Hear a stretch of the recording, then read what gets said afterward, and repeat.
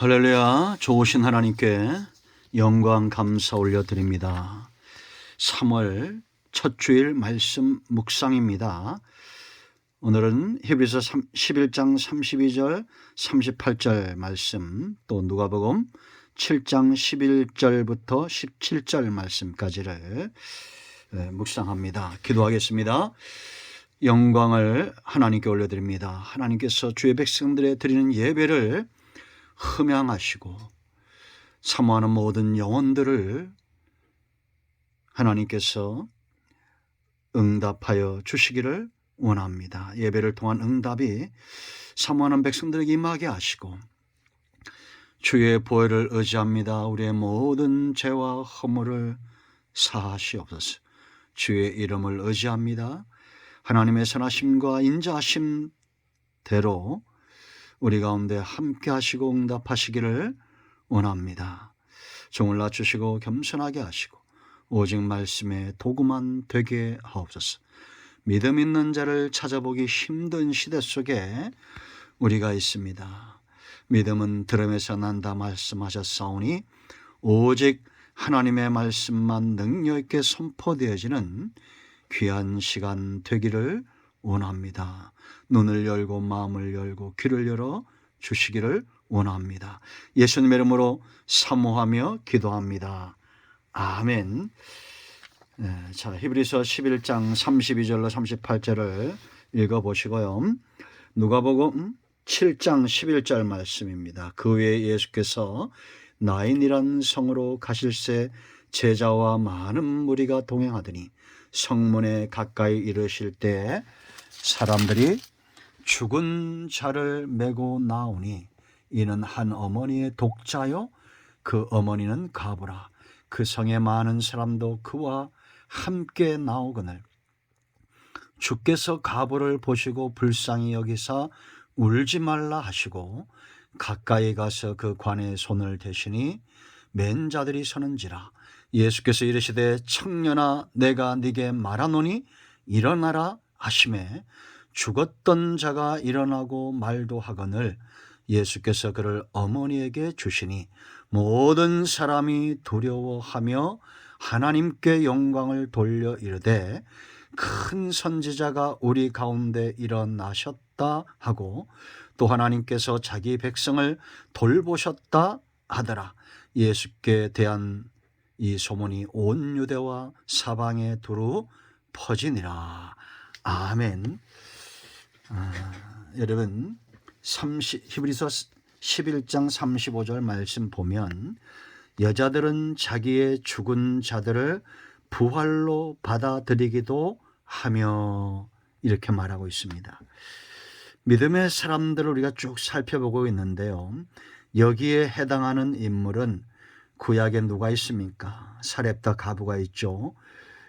열왕기상 17장 23절 그의 아들이 죽었을 때 엘리야가 그를 살려냅니다. 그런가 하면 열왕기하 4장 35절로 37절 수넴 여인의 아들이 죽었을 때 엘리사가 또 살려내는 사건이 있죠. 그런가 하면 신약에는 우리가 잘 아는 대로 요한복음 11장 1절로 50절에 나사로의 부활이 있고 오늘 이 본문 나인성 가부의 아들이 살아난 사건이 있습니다. 우리가 다른 사건들은 많이 살펴봤는데요. 이 나인성 과부에 대한 이 사건은 제가 한 번인가 아주 오래전에 설교했던 기억이 있습니다. 그 설교 원문을 찾을 수도 없고 다시 한번 이 말씀을 묵상하게 됩니다. 여러분, 우리가 분명히 알아야 될 것이 있습니다. 지금 우리가 구약의 신약의 믿음의 사람들을 살펴보고 있는데 이것이 마치 관광하는 것처럼 여행하는 것처럼 그렇게 보고 지나치는 그런 사건들이 되면 말씀을 전할 이유가 없는 겁니다. 우리가 성경을 볼 이유도 없어요. 우리가 하나님을 신앙하는 것은 이 시대에 우리는 아브라함처럼 다윗처럼 다니엘처럼 그렇게 모세처럼 살아야 하기 때문입니다. 여러분, 믿음이 왜 중요합니까? 눈이 열리고 귀가 열려지지 않는 자들은 절대 믿음 위에 설 수가 없는 것입니다. 똑같은 세상 속에 살아가지만 어떤 사람들은 세상을 이기는 믿음, 세상이 감당하지 못하는 믿음으로 삽니다. 그런가 하면 어떤 사람들은 완전히 하나님과 하나님의 일하심을 외면하는 불신자들이 있습니다. 그리고 그 중간에 믿음이 적은 자들이 있다. 성장해야 된다라는 겁니다. 세상을 이기는 믿음은 오직 하나님으로부터 옵니다. 그래서 우리는 계시의 종교다라고 말하죠. 볼 수 있다는 것, 들을 수 있다는 것이 복인데 내가 볼 수 있는 것이 없고 들을 수 있는 것이 없다면 어떻게 믿음 위에 설 수가 있겠냐라는 겁니다. 믿음이 귀한 것은 하나님이 지금 일하고 있기 때문입니다. 그러므로 그 하나님의 일하심 가운데 붙들림 받은 사람들은 이 시대에 모세가 되고 다니엘이 되는 겁니다. 온갖 좋은 것들이 다 주님께로 온다는 것을 보고 듣고 체험하는 사람의 삶은 얼마나 복이 있겠습니까? 우리 눈에 사람은 보여지는 대로 행합니다. 들려지는 대로 행하게 되어 있습니다. 하나님이 내 삶 가운데 함께 하심을 체험한다면 우리가 흔들릴 이유가 없겠죠. 어려움 가운데 낙심할 필요가 없겠죠. 하나님은 제한적으로 역사하지 않습니다. 편재하시고 섭리하시고 하나님은 전지하시며 전능하신 분입니다. 그런 하나님이 나와 어떤 관계가 있냐? 그 열매는 바로 믿음입니다. 내가 얼마만큼의 믿음의 깊이에 있느냐라는 거예요. 여러분, 우리는 지금 히브리서 11장을 묵상하고 있지만 여러분들은 관광객이 아닙니다. 바닷속으로 뛰어들어야 되고 불 속으로 뛰어들어야 되고 산 꼭대기까지 올라가야 되고 내가 이 사건의 현장에 믿음의 주인공이 되어야 된다라는 거죠. 그러기 위해서는 이 지금 오늘 우리가 읽은 말씀, 여자들은 자기의 죽은 자들을 부활로 받아들이게 했다라고 말하는데 사렙다 가부나 수렘 여인은 나인성 가부나 나사로의 동생했던 마르다와 마리아보다도 나인성 가부의 가부보다도 우리는 더 강력한 성령의 역사 가운데 있다라는 거죠. 그러므로 예수님이 지금 이 사건의 현장에서 어떻게 일하시는지 예수님의 행적에 주목하고 그 언행에 여러분들이 주목해야 됩니다. 절대 주인공은 나인성 가부가 아니고 수냄 여인이 아니고 아브라함이 아니고 다윗이 아닙니다. 하나님이 이 사건의 현장의 주인공이 되신다. 그래서 우리가 이 여인을 바라보는 것이 아니라 주님을 바라볼 때 성령이 우리 가운데 강력하게 역사할 때 우리는 세상을 이기는 믿음의 소유자들이 될 수가 있는 겁니다. 자, 보세요. 지금 예수님께서 전도 여행 중에 나인성에 이르렀습니다. 마침 나인성에서 나오는 사람들이 죽은 자를 메고 나오는 거예요. 많은 사람들이 함께 오고 있습니다. 그렇다고 해서 지금 이 여인이 우리가 덕이 있고 이 성에서 큰 영향력이 있고 이런 식으로 우리가 말씀을 풀어갈 필요는 없습니다. 중요한 것은 이들이 주님을 만났다는 것이 중요한 겁니다. 여러분, 예수님은 어떤 분이십니까? 죽은 자를 살리시는 분이에요. 이 주님을 우리가 알아야 됩니다. 어둠과 빛이 하나 될 수 없듯이 사망과 생명이 함께 할 수 없는 것입니다. 사단의 역사와 예수님의 역사가 싸우면 누가 이기겠습니까? 당연히 예수님의 역사가 이깁니다. 어둠을 이기는 것은 빛입니다. 사망의 역사를 이기는 것은 생명 되신 주님이에요. 그러므로 우리가 예수님에 대해서 알아야 될 것은 예수님은 살리시는 분이지 절대 죽이는 분이 아니다라는 것을 여러분들이 분별해야 안다라는 겁니다. 그래서 여러분, 이 사건의 끄트머리에 주님이 뭐라 말씀하시냐? 35절 말씀 보면 지혜는 자기의 모든 자녀로 인하여 옳다함을 얻느니라. 지혜가 있어야 된다는 거예요.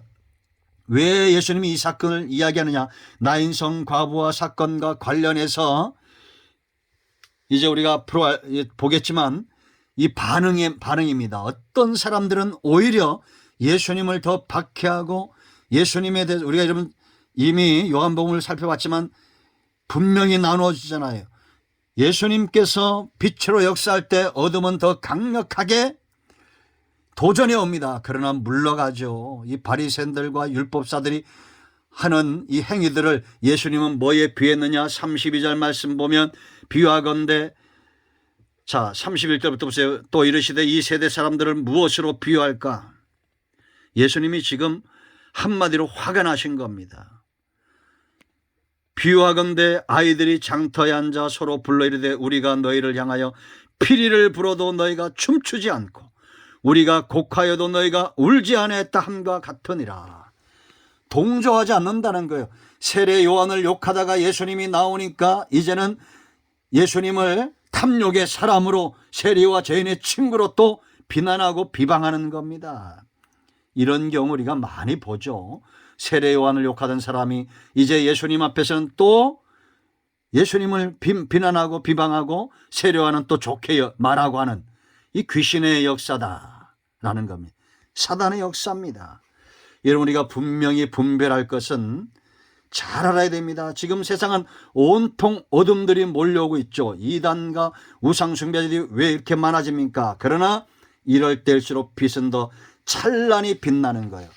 그러므로 우리가 예수님 안에서 발견되어지고 저와 여러분 삶 가운데서 발견되어야 할 분명한 것은 뭐냐? 예수님이 살리는 사람이고 어둠을 몰아내듯이 우리 또한 생명력 있는 삶을 살아야 된다라는 겁니다. 누가복음 4장 17절부터 19절까지 한마디로 말하면 예수님이 오신 목적이 뭐예요? 주의 은혜를 전파하게 하려 하심이로다. 은혜, 희년이 오게 하는 겁니다. 병든 자가 치유되고 수많은 환자들이 걸으며 치유되는, 여러분 22절 말씀 보세요. 예수께서 대파리시되 너희가 가서 보고 들은 것을 요한에게 알리되 맹인이 보며 못 걷는 사람이 걸으며 나방한 자가 까딱함을 받으며 귀먹은 사람이 들으며 죽은 자가 살아나며 가난한 자에게 복음이 전파된다 하라. 이게 은혜의 해예요. 그럼 우리는 잘 분별해야 됩니다. 예수님은 절대 살리는 자지 죽이는 자가 아니고, 그래서 여러분 누가복음 4장 17절에 뭐라고 말합니까? 선지자 이사야 그를 드리거늘 책을 펴서 이렇게 기록된 데를 찾으시니 곧 주의 성령이 내게 임하셨으니 이는 가난한 자에게 복음을 전하게 하시려고 내게 기름을 부으시고 나를 보내사 포로된 자에게 자유를, 눈먼 자에게 다시 보게 함을 전파하며 눌린 자를 자유롭게 하고 주의 은혜를 전파하게 하려 하심이라 하였더라. 이 말씀이 이루어진 거예요. 그러므로 여러분, 누가 그리스도다, 누가 선지자다 하면 저 사람은 과연 살리는 자인지 분별해야 됩니다. 우리 삶 가운데도 마찬가지입니다. 나는 살리는 사역을 하고 있는가가 중요한 거예요. 어둠에서 빛으로 나와야 됩니다. 사망에서 생명으로, 어둠의 권세와 빛이 공존할 수 없습니다. 사탄과 하나님의 역사가 어떻게 함께 할 수 있겠습니까? 예수님이 나인성 과부의 아들 죽은 자를 만남에 살리는 겁니다. 누구도 이와 같은 생명력 있는 구속사의 여정을 감당할 존재가 세상에는 없다라는 것을 알아야 됩니다. 어떤 의인도 스스로 자칭 신이라는 자들도 이 영혼의 문제를 감당할 수 없어요. 성경은 육체의 생명이 아니라 우리의 영적인 생명의 영원한 생명에 대해서 이야기합니다. 여러분 요한복음 5장 24절 보세요. 내가 진실로 진실로 너에게 이르노니 내 말을 듣고 또 나 보내신 이를 믿는 자는 영생을 얻었고 심판에 이르지 아니하니 사망에서 생명으로 옮겼느니라. 누가 이런 말을 했습니까? 이 한 구절, 요한복음 5장 24절에 이 한 구절의 무게와 가치만으로도 우리는 철저하게 우리 주님 앞에 순종하고 복종해야 됩니다. 우리는 이 말씀대로 응함받은 생명을 얻은 존재예요. 두 번째, 오직 예수님에게 있는 건 누구도 흉내낼 수 없는 거 있습니다. 그게 뭐냐, 바로 긍휼이에요. 긍휼. 13절 보세요. 여러분, 주께서 가보를 보시고 불쌍히 여기사 울지 말라 하시고. 여러분, 애통하는 마음, 긍휼의 마음, 이 긍휼에서 가장 중요한 게 뭐겠어요? 여러분, 사랑에서 제일 중요한 게 뭐라 했습니까? 대상이라고 그랬죠. 왜 대상이 중요한지 알아요? 우리가 도둑놈, 사기꾼, 강도, 깡패, 사탄은 그런 존재죠. 악한 자입니다. 이런 자들을 사랑한다고 생각해 보세요. 잘못됩니다. 안 받아합니다. 결과는 뻔한 겁니다. 그 길을 굳이 끝까지 가볼 필요가 없습니다. 그래서 대상이 왜 중요하냐? 그 사람의 속성 때문이에요. 속성. 나무를 보면 뭘 알 수 있어요? 열매를 알 수 있잖아요. 너무나 당연한 진리 아닙니까? 감나무 아래 가서 사과 따기를 기대하는 사람은 아무도 없습니다. 물론 바보들은 그럴지 몰라요. 감 들고 이게 사과라고 우길 수도 있습니다. 그게 이단입니다. 그렇지 않습니까? 돌감람나무 열매를 가지고 참감람나무 열매라고 우기는 게 이단입니다. 박태선 같은 자들이죠. 자, 여러분, 그래서 예수님의 이 속성에서 나오는 사랑, 하나님은 사랑이시다. 여러분, 이 가부와 많은 사람들이 동행해서 나옵니다. 제자들도 이 과부 앞에 섭니다. 이 두 행렬이 만났습니다. 그러나 정말 이 가부의 중심을 아시고 여기에 불쌍히 긍휼, 이 긍휼이 여기는 마음을 가진 자 누구밖에 없습니까? 예수님밖에 없습니다. 이 세대는 아까도 말했죠. 피리를 불어도 춤추지 않고 울어도 곡하지 않는 참 긍휼은 누가 울고 누가 웃겠어요. 가짜 가식으로 우리가 웃을 수 있고 울 수도 있습니다. 그러나 그 중심, 그 아픔을 내 아픔으로 아는 자, 예수님은 저와 여러분의 친구로 오셨습니다. 사람들이 봐도, 이 악한 자들이 보고 저는 세리와 죄인의 친구다 그랬어요.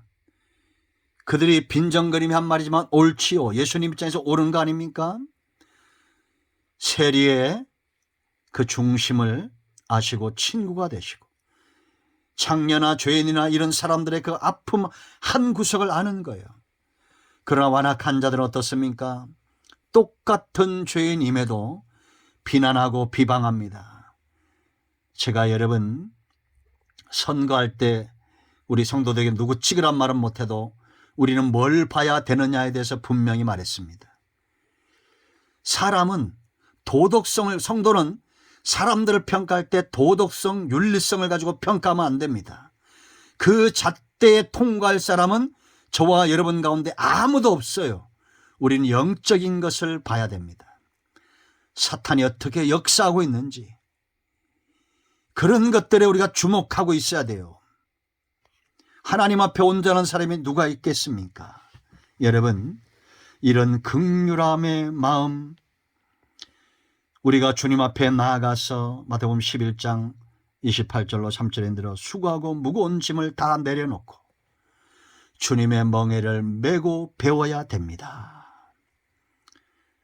그러므로 오직 예수님만에만 세상에 없는 긍휼이 있고, 이 사랑은 마침내 제자들에게, 오늘날 모든 성도와 교회들에게 흘러가고 있다라는 것을 아셔야 됩니다. 같은 성령의 역사입니다. 그래서 저는 저뿐만 아니라 우리 모든 성도님들이 내가 목사고 장로님이고 권사님이고 집사님이고 라고 불리기 전에 저 사람은 참 긍휼이 많다. 이번 주간에 특세를 지나면서 저는 거울을 많이 봤습니다. 아직도 내 눈에는 싸나움이 있어요. 그런 것이 참 너무 민망스럽습니다. 여러분들한테 죄송스럽습니다. 눈을 보면 그 사람이 보이죠. 얼마나 순한지, 얼마나 착한지. 여러분 모두가 이 선함 가득한 눈빛으로 하나님을 바라보시고 세상을 바라보는 이 여인을 보시고 불쌍히 여기사 울지 말라. 이 한마디가 얼마나 위로가 되었겠습니까? 저는 이런 체험이 있습니다. 제가 여러 번 간증을 했죠.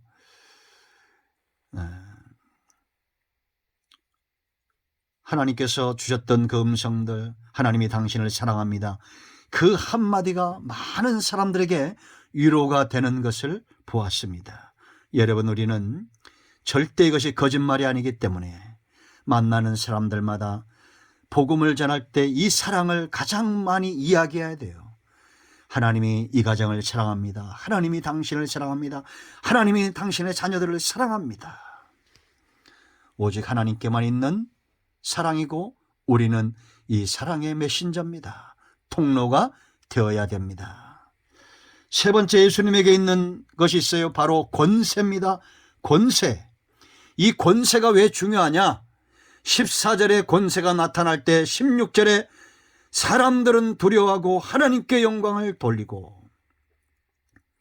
자기 백성들을 향한 하나님의 긍휼과 그 사랑의 눈이 떠지는 거예요. 권세가 나타나야 돼요. 여러분 14절 보세요. 예수님 말씀하십니다. 가까이 가서 그 관에 손을 대시니 맨 자들이 서는지라. 예수께서 이르시되 청년아 내가 네게 말하노니 일어나라.